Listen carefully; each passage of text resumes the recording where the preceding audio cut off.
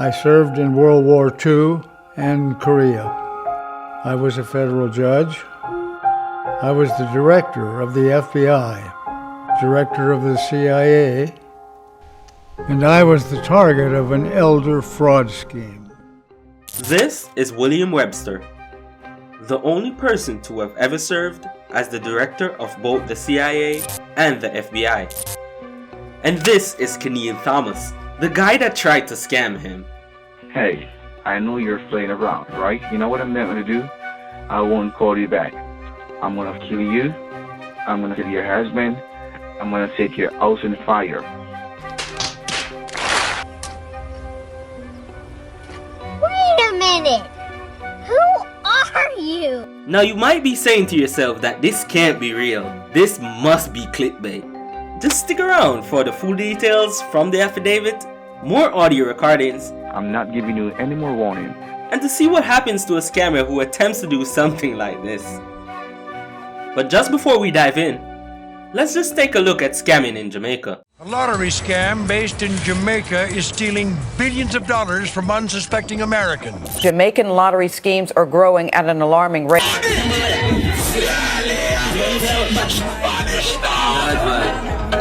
The most prevalent type of scamming in Jamaica is where scammers would lead victims to believe that they have won the lottery, but the cash will not be released without upfront payment of the fees or taxes. I will be like, you have won for yourself $2.5 million and $750,000 in cash, okay? Anyone can fall victim to these scams, though like most scams, scammers often target the elderly. According to Age UK, 43% of people 65 and older believe they have been targeted by scammers. The elderly are targeted by scammers due to social isolation, and they are more likely to be receptive to scammers and their advances. So they'll be all excited, all worked up, knowing that in their old stage, they have won something that many people have tried to win. Keniel Thomas was just one of many scammers in Jamaica. He grew up in the parish of Falmouth, the same parish where the legendary Usain Bolt is from. They both went to the same high school, William Knibb High School. But unlike Usain, who believed in hard work, Keniel had no such ambition. Jamaican scammers have a false notion that they are the custodian in charge of collecting what they refer to as reparation.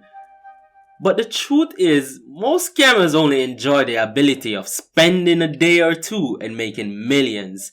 With their now ill-gotten gains, many scammers then use the money to fund other illicit activities, as seen in the case of Shalene Allen, the police officer who was caught smuggling drugs and was also noted to be the leader of a scamming operation. Now if you're looking forward to the details of that case, make sure to subscribe so you won't miss the video. A Jamaican police officer is accused of smuggling cocaine from Jamaica to South Florida inside her body. So now that you've gained a complete understanding of scamming in Jamaica, you're probably wondering how Keniel got in contact with the ex-director of the FBI. Well, you see, scammers usually purchase what is called a lead list. This list will contain names of potential victims and various information about them. So as you can imagine, this list is very important to a scammer. In fact, it's maybe the reason for most fights among scammers. So on June 9, 2014, Keniel was going through his list and contacting potential victims, and it just so happened that 90-year-old William Webster was on that list. According to the affidavit, on that same day, William was contacted while in his office in Washington, D.C. from an individual who identified himself as David Morgan.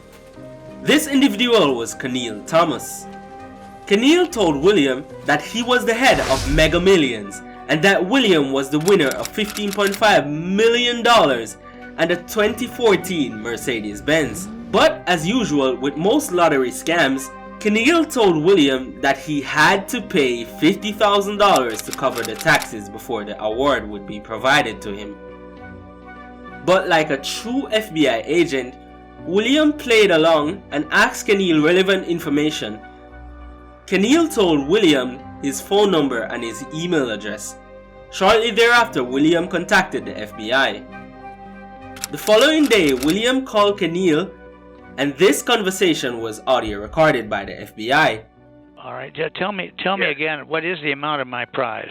2014 S-Class Mercedes and $70 million. Wait, 2013, did you say, or 14? No, 2014. No, why would I give, a great man like you? No, that's 2014. That is the old car.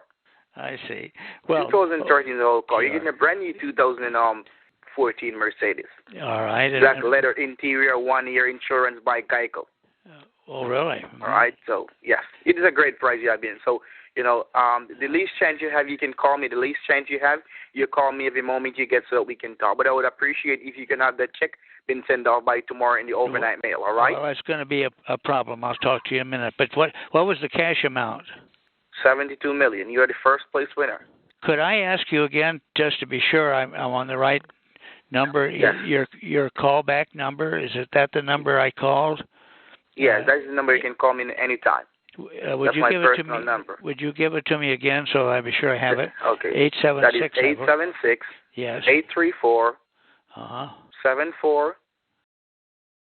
Tell me what I need to do to claim the prize. All right. What you need to do is to take in care, in order to get it, because we are, just as you are a winner, and we need other winners, So what happens before you normally get a prize? You normally have to pay a percentage of about $50,000. All right. That is to take in care of some delivery for the Brinks check and some for the guys and for some taxes and the hires and everything. It is to have your check been cleared for some some move around and everything. All right.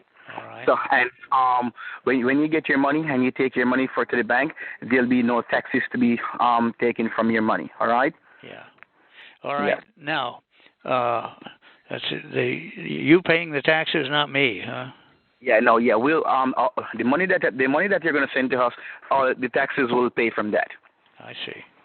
On July 17, 2014, William's wife Linda was at home in Washington, D.C. when she received a call on her home phone from a blocked caller identification. Keniel did not identify himself, but telephone records show that the phone call was made from the same number. During the call, Linda used her mobile phone to contact the FBI special agent who had been investigating the case. Linda allowed the FBI agent to listen her call for approximately 4 minutes. During the call, the FBI agent overheard Keniel threatening Linda by stating that she needed to pay $6,000 or Keniel would have a sniper kill her and William.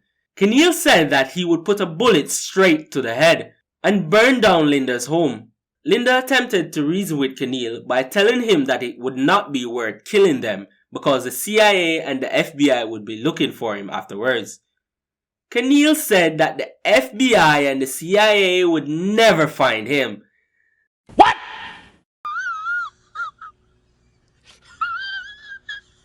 After the call, Linda explained to the FBI agent the portion of the call that the FBI agent did not hear, and that Keniel claimed that he had conducted surveillance on her home the previous night, and described Linda's home to be a white brick house.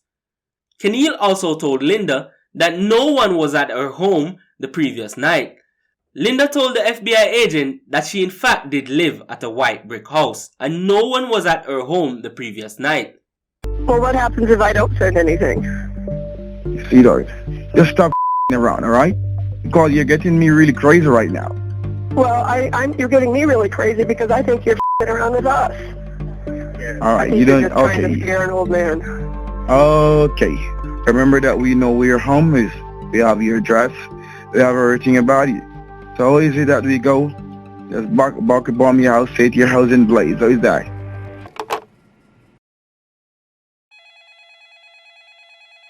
Hello, you've reached the Websters. Please leave us a name, number, and a brief message, and we'll call you back as soon as possible. Thanks for calling. Bye. Hey, I know you're playing around, right? You know what I'm going to do? I won't call you back. I'm going to kill you. I'm going to kill your husband. I'm going to set your house on fire because you seem to be playing around and you doesn't know who am I. So listen, I'm not giving you any more warning. I'm just going to send out my guys and listen. Anytime you put back yourself in Washington, D.C., you'll be killed. Book of Sniper, I know you're home. You see, you live the place where you're home at. You live at a very lonely place. And the moment you arrive, I'm gonna put a shot in your head. I'm gonna burn your house down. I don't play. According to the affidavit, Keniel was refused a US visa on 3 separate occasions, but was finally issued one on March 4th, 2014, 3 months before attempting to scam the Websters. However, it was not until 3 years later, on December 18, 2017, that he was arrested after he traveled by plane from Montego Bay, Jamaica to JFK, New York.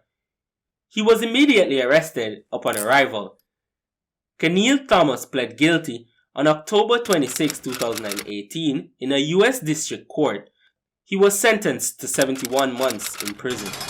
According to the FBI agent who probed the case, the operation of the former bureau director and his wife led the agents to other persons Thomas victimized, who sent Thomas and his relatives thousands of dollars. One victim, who was an 82-year-old who suffered from several health problems, sent between $600,000 to $700,000 to Thomas in a single year. According to the Consumer Affairs, financial crimes against the elderly are on the rise. Older persons are swindled out of more than $3 billion each year, with the most common being phone call scams. It's with this in mind that I do implore you to ensure that your loved ones are safe from this scam. Thank you for watching Crime Island, and if you found this video interesting, please remember to like the video, subscribe if you haven't done so, and please share your thoughts in the comment section.